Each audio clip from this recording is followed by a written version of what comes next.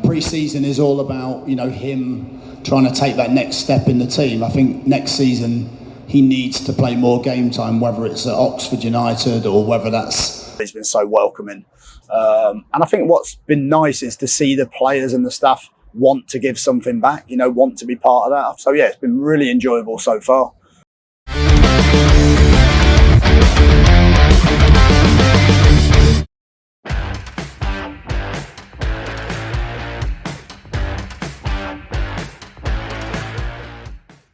Meski tanpa kehadiran orang nomor 1 di negeri ini, gemuruh semangat tak terbendung di Stadion Utama Gelora Bung Karno.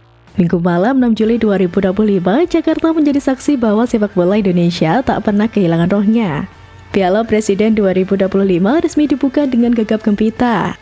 Sebanyak 2.200 anak-anak dari berbagai sekolah sepak bola tampil memukau dalam atraksi juggling bola yang dibalut nuansa kebangsaan dan musikalitas dari suara merdu Lyodra Ginting. Seperti diketahui, Piala Presiden 2025 dirancang sebagai ajang untuk rakyat. Harga tiket sangat terjangkau, hanya Rp50.000. Tercatat 41.026 penonton hadir langsung di Stadion GBK untuk menyaksikan laga Grup A Oxford United versus Liga Indonesia All Stars. Jumlah penonton itu merupakan rekor tertinggi dalam sejarah penyelenggaraan Piala Presiden. Tak hanya itu, penyelenggara juga membuka kesempatan bagi para pelaku UMKM untuk berjualan tanpa dipungut biaya. Ada 100 UMKM yang tersebar di area utara dan selatan Stadion GBK. Erick Thohir pun tak bisa menyembunyikan kebanggaannya terhadap antusiasme publik, termasuk untuk laga pertama Piala Presiden 2025 di Bandung antara Persib versus Sport FC. Tadi di Bandung luar biasa penontonnya, saya dengar mendekati 20.000. Pertandingan juga cukup alot tadi, dan ya mudah-mudahan hari ini juga Sementara itu, dukungan sponsor juga menunjukkan geliat positif. Ketua Steering Komite Piala Presiden 2025, Marwarar Sirait, mengumumkan bahwa nilai sponsor telah meningkat menjadi 68 miliar, naik dari sebelumnya 65 miliar. Tapi di balik kemegahan itu ada satu hal yang bikin penasaran. Mengapa kali ini hanya 6 tim yang berlaga di Piala Presiden 2025? Pertanyaan itu sempat ramai di media sosial. Untuk pertama kalinya, jumlah peserta dipangkas dari 8 menjadi 6. Keputusan ini bukan sekedar angka, melainkan hasil dari pergeseran strategi dari kuantitas menuju kualitas. Seperti diketahui, tahun ini memang hanya 6 tim yang mendapatkan kesempatan tampil di Piala Presiden, yaitu Persib Bandung, Arema FC, Dewa United, Liga Indonesia All Stars, dan 2 klub luar negeri, Oxford United dari Inggris dan Port FC dari Thailand. PSSI memperlakukan kriteria seleksi yang lebih tegas terhadap klub peserta. Standar kompetisi kini tidak hanya mengandalkan reputasi, tetapi juga kesiapan infrastruktur, kemampuan finansial, dan kekuatan skuad. Akibatnya hanya 6 tim tersebut yang lolos. Jumlah tim yang lebih sedikit mencerminkan ambisi panitia menjadikan Piala Presiden lebih eksklusif. Skema 2 grup masing-masing 3 tim dinilai lebih efektif untuk memproduksi pertandingan berkualitas tinggi.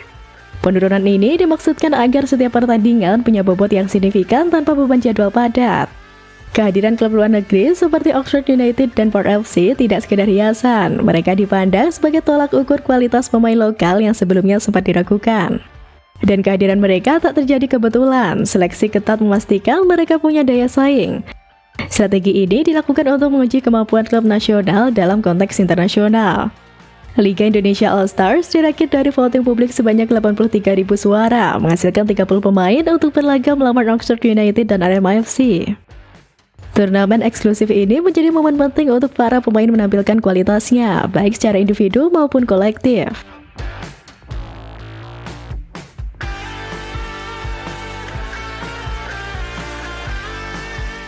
Tapi ternyata bukan cuma teknis yang jadi sorotan.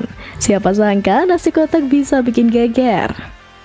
Jurnalis asal Inggris Liam Rice takjub mendapatkan nasi kotak saat meliput Piala Presiden 2025. Ia mengatakan baru saja mengonsumsi makanan terenak yang pernah dijajal. Tanpa diragukan lagi, ini makanan terenak yang pernah saya makan di ruang pers sebelum pertandingan, tulis Liam Rice di akun X-nya. Nasi kotak yang diterima Liam berisikan ayam, kentang Mustafa, telur dadar, kerupuk udang, dan mie. Sambutan hangat dari panitia berupa nasi kotak jadi sebuah pengalaman baru sekaligus menarik bagi dirinya. Unggahan itu mendadak viral dan mendapatkan sekitar 10.100 like serta ratusan balasan.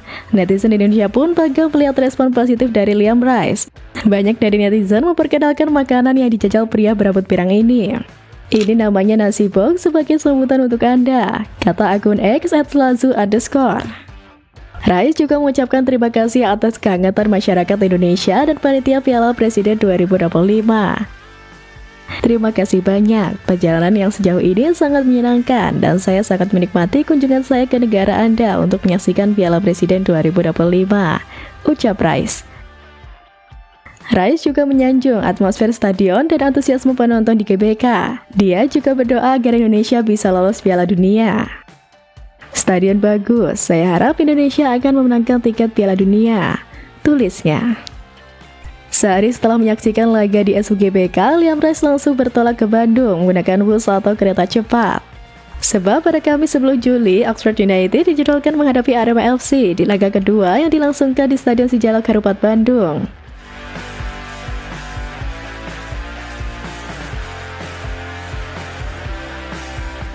Dan kejutan lain datang dari nilai hadiahnya, bukan main, hadiahnya bikin geleng-geleng. Bayangkan hadiah juara Piala Presiden 2025 ternyata lebih besar dari turnamen bergengsi di Inggris. Tak tanggung-tanggung, panitia menyiapkan total hadiah yang mencapai 11,8 miliar. Alokasinya, juara Piala Presiden 2025 akan mengantongi 5,5 miliar. Banyaknya uang di Piala Presiden 2025 terbilang jauh lebih wah dibandingkan edisi-edisi terdahulu. Lantas dari mana uang yang diperoleh? Ketua Steering Komite Piala Presiden 2025 Marwarar Sirait menegaskan kalau pihaknya sama sekali tak memakai uang negara.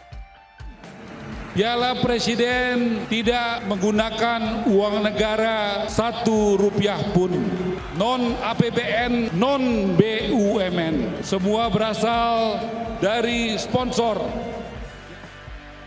Memang hadiah Piala Presiden 2025 kali ini sangat menggiurkan karena bila dibandingkan dengan hadiah di turnamen sekelas Carabao Cup 2025 pada bulan Maret lalu yang mana Newcastle United yang sukses mengalahkan Liverpool 2-1 di final hanya mendapatkan hadiah cuan sebesar 200 pound sterling atau setara 2,1 miliar.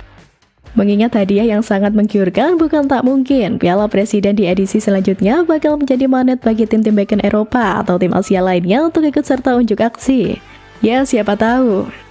Juga dengan masuknya Oxford United dari Inggris dan Taipei FC dari Thailand ke dalam daftar peserta, event ini kini mendapatkan dimensi baru yang lebih global. Erick Thohir menilai bahwa kolaborasi internasional seperti ini sangat strategis untuk mengangkat kualitas kompetisi sekaligus memperkenalkan sepak bola Indonesia kepada dunia. Erick Thohir menekankan pentingnya kontinuitas dalam pengembangan pemain sehingga mereka dapat bersaing di tingkat internasional. Dengan atmosfer yang semakin mendunia, Piala Presiden 2025 tidak hanya menjadi ajang pemanasan bagi klub-klub lokal menjelang kompetisi resmi, tapi juga wadah untuk menguji kemampuan menghadapi gaya permainan internasional. Di tengah gegap gempita persiapan turnamen, dukungan dari berbagai pihak sangat diharapkan agar Piala Presiden 2025 bisa berjalan lancar dan memberikan hasil yang maksimal bagi kemajuan sepak bola nasional. Mulai dari pemerhati olahraga, media, hingga para penggemar sepak bola, semua memiliki peran penting dalam mendorong turnamen ini menjadi ajang yang berkualitas dan berkelas dunia.